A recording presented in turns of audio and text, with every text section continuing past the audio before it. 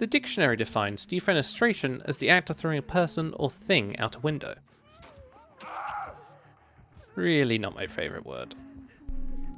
So I've been playing Dead by Daylight for about 2 months now, so this video will give you my thoughts on the game as a relatively new player. So what is Dead by Daylight? Well, DBD, short for Dead by Daylight, is an asymmetrical multiplayer game where a group of 4 survivors go up against a killer.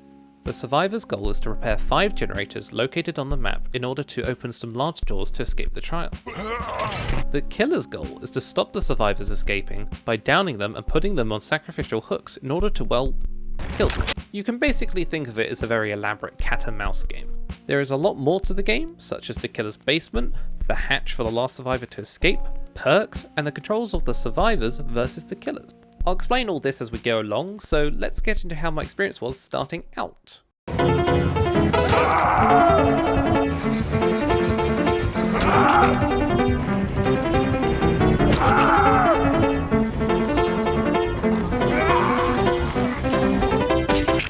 Yeah, this game isn't friendly to beginners.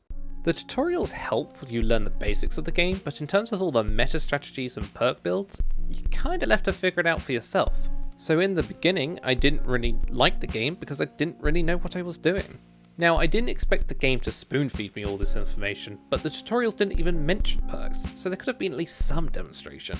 The reason I continued with the game was because I had friends who were already into it and they explained the more complex parts of the game. After I understood how everything worked, I could start experimenting with the mechanics, and that's when the game became really fun. So if you're getting into the game and have friends that have played it before, I would highly recommend you and them just play some custom games and figure out how the game really works. It helps significantly when starting out. Oh, she's just gonna go off to you, mate. Okay. For me. I can't stop her! Oh, nice one, mate. Oh, I can't do her pardon to her twice, would you believe it? Would you believe it? One thing you always need to be aware of in DBD as both sides is your environment. In particular, structures with multiple windows, pallets, and some kind of walls. These are important as it allows chases to be more than just, I'm coming for you. Any second now. Any second now.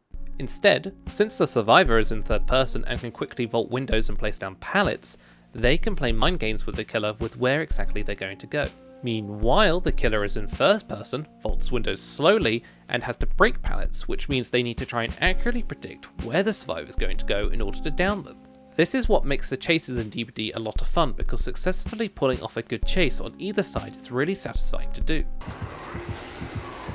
Right, well this is going great. It's working though. I'm buying us time, don't worry. It's all your master plan. Right, so let's talk about another huge part of the game, perks. Perks are selectable enhancements that affect a certain aspect of the survivor or killer's playstyle. You can play with a maximum of 4, allowing many different combinations. Some of these combinations can gear towards a specific playstyle and are called perk builds. As an example, a survivor perk build I used recently enables me to have a greater chance at successfully escaping the killer during a chase. The perks for that were Lithe, which gives me a 150% speed boost for 3 seconds after fast vaulting. Dance with Me, which prevents scratch marks to be left after fast vaulting for 3 seconds. Scratch marks, by the way, is something the killer sees left behind from a survivor who was recently sprinting. Quick and Quiet, which suppresses the noise made when fast vaulting. And Iron Will, which suppresses the grunts made by the survivor when injured. From that example, I hope you can roughly see how perks can affect your game and how specific combinations can be a great help when trying a specific playstyle.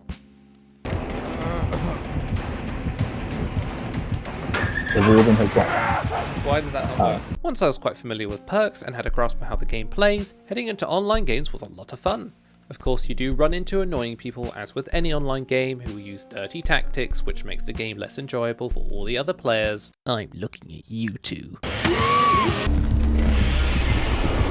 But otherwise, playing online can allow you to go up against many different types of killers and survivors with many different playstyles. And to top it off, the game's grinding system really is addictive.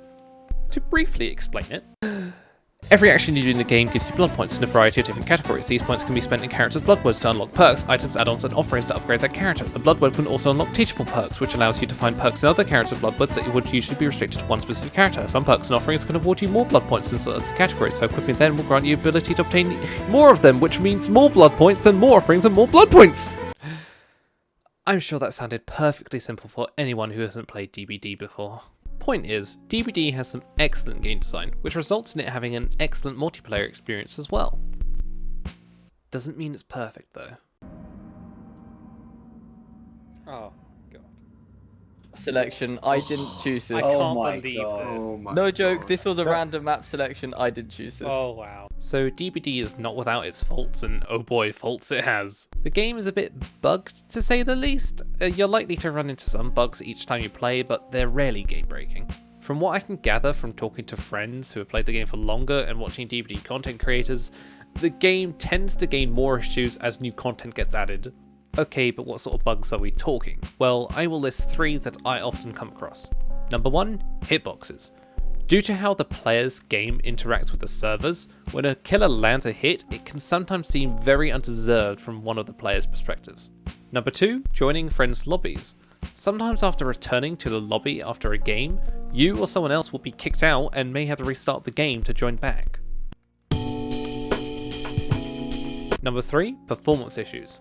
Performance is rarely a problem for myself on PC, but for others I know who play on console, they tend to have issues playing on certain maps. There are other bugs I've seen from other DBD players.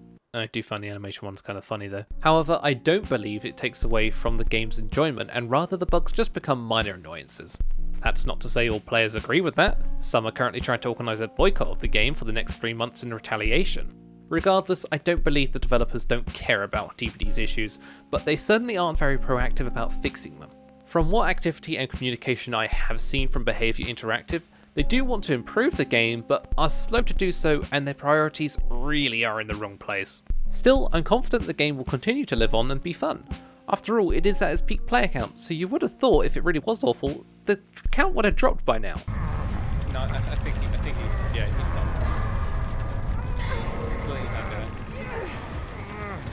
So let's make a conclusion on the game.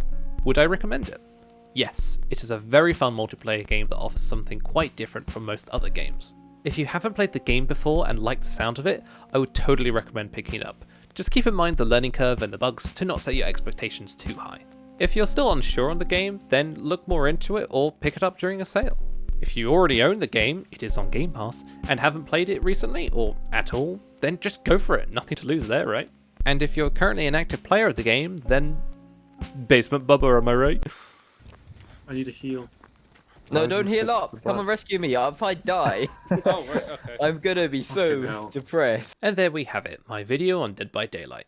Took a bit longer to produce than I was expecting, but honestly it was because I was having too much fun just playing the game. And hey, if you like this style of content here, then please consider subscribing. I am planning to make a lot of these videos like this throughout the next few months, so do stick around. But to close off, I thought I would give my pick for a new killer to be added to Dead by Daylight. The Neat Bot from Rabbids Go Home. It scared me as a kid, and they'd be the scariest killer in the game.